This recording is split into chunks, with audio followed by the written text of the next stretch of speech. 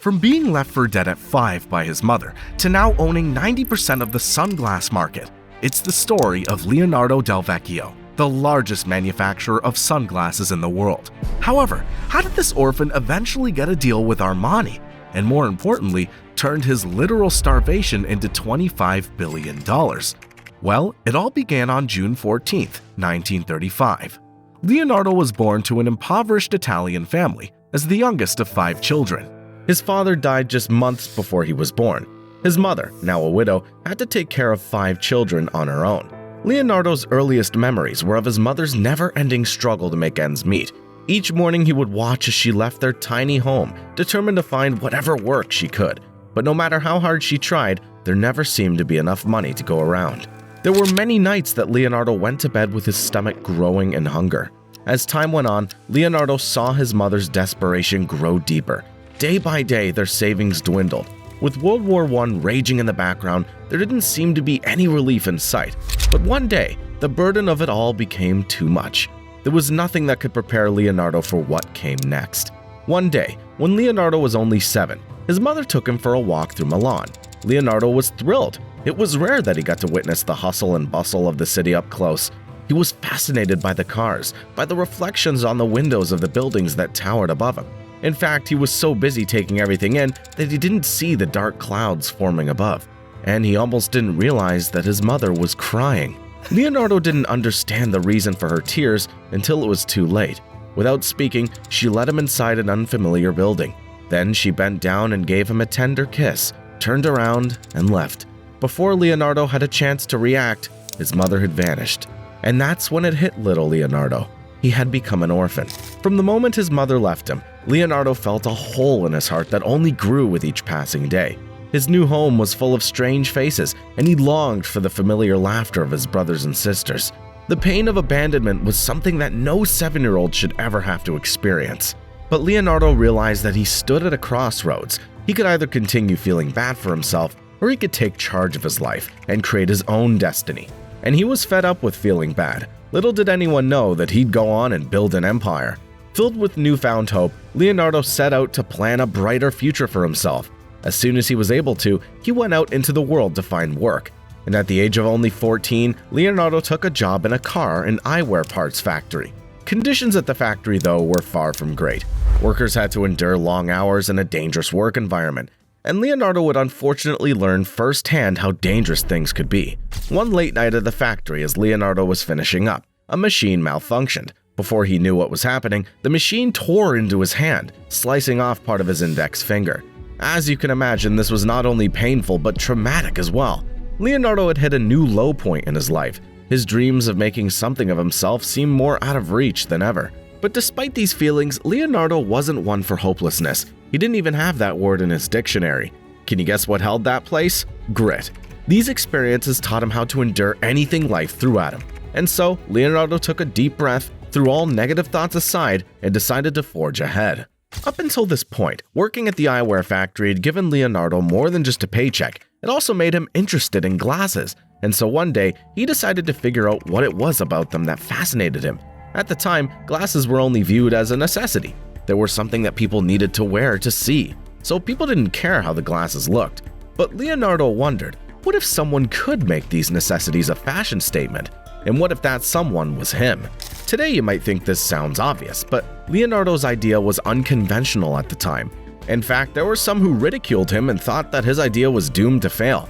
But did Leonardo let these opinions stop him? Of course not. He had an idea and an iron will to bring it to life. He had experience in manufacturing, but he had limited knowledge of designing frames, or of designing anything. So, 19-year-old Leonardo decided to enroll in Milan's Barrera Fine Arts Academy.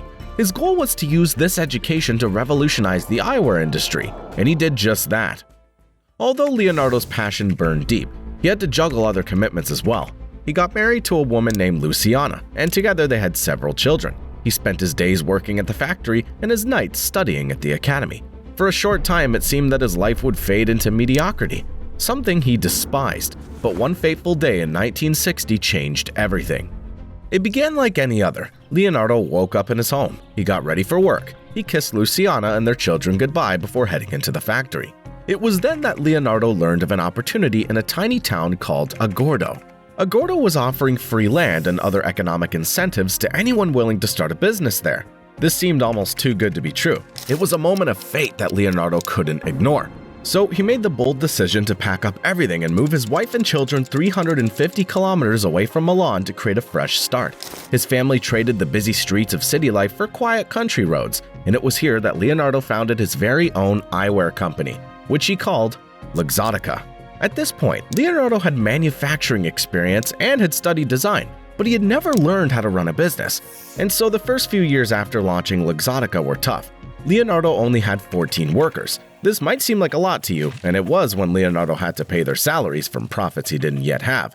But 14 people weren't enough to create a big eyewear company. How would he bridge the gap between running a small company and his ambition for huge deals? With a lot of work. Leonardo's days sometimes started as early as 3 a.m. He saw the sun rise more often through the factory windows than from his home. Even his own children hardly saw him and started calling him the far-sighted man.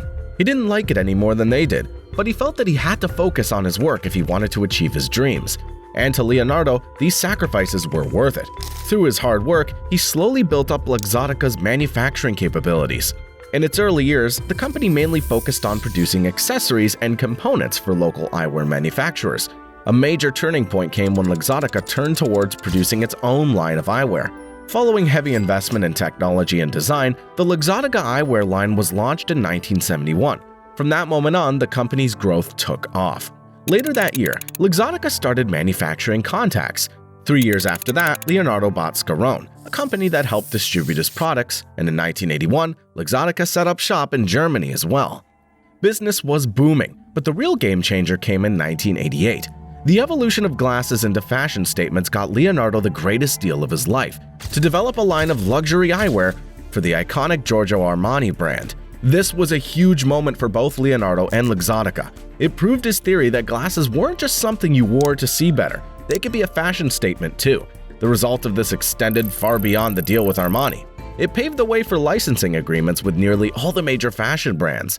By this point, it should be clear to you that Leonardo's not a man who's easily satisfied. Leonardo was happy about the contract with Armani, but it still wasn't enough. Instead, it made him hungry to push Luxottica to even greater heights. Over the years, other stylish and successful eyewear brands have emerged, including Ray-Ban. Leonardo knew it would be challenging to compete with these companies the conventional way. He thought that the only way to win against them was to acquire them.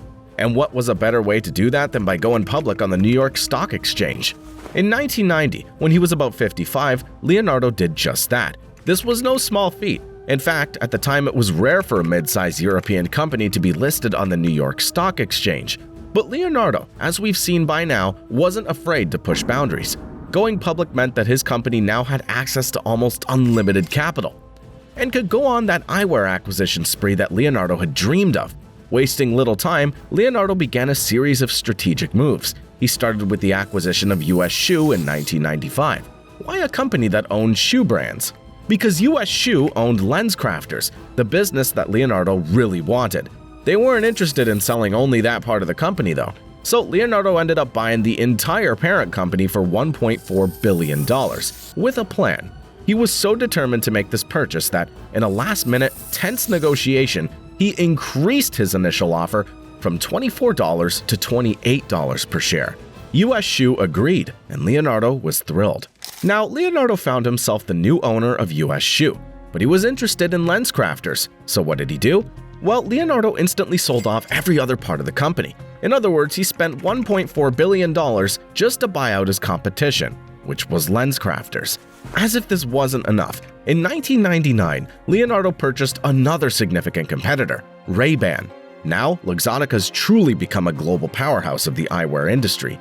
While Leonardo was by all means successful professionally, it did take a toll on his personal life. In the midst of growing Luxottica, Leonardo and his wife Luciana divorced. Some of his children developed a strained relationship with him as well. It was challenging for Leonardo to do it all, run a global business and have a fulfilling family life. But in the years to come, it seemed like everything might change.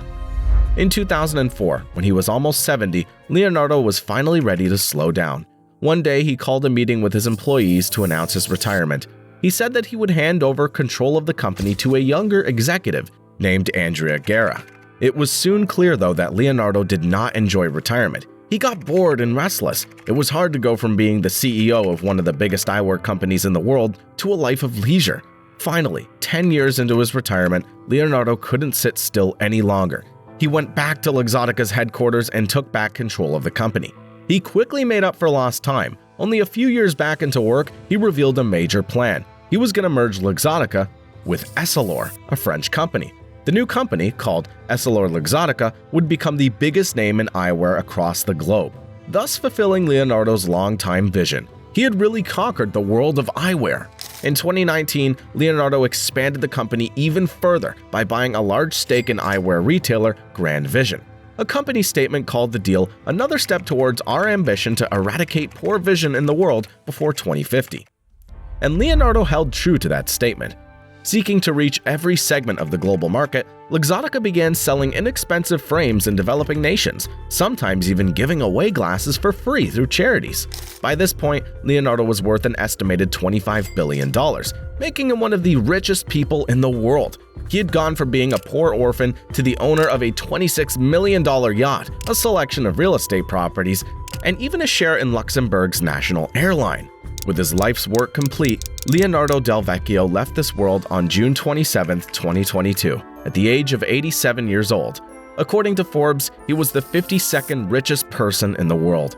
In less than 60 years, Leonardo changed the way the world saw eyeglasses, turning them from a necessity to an accessory. Leonardo's legacy isn't just about eyewear, it's also about vision, resilience, and the ability of a human being to change their destiny. Do you feel inspired yet? If so, don't forget to subscribe. It's a win-win. You get great content delivered right to your feed, and we get to keep creating more of what you love.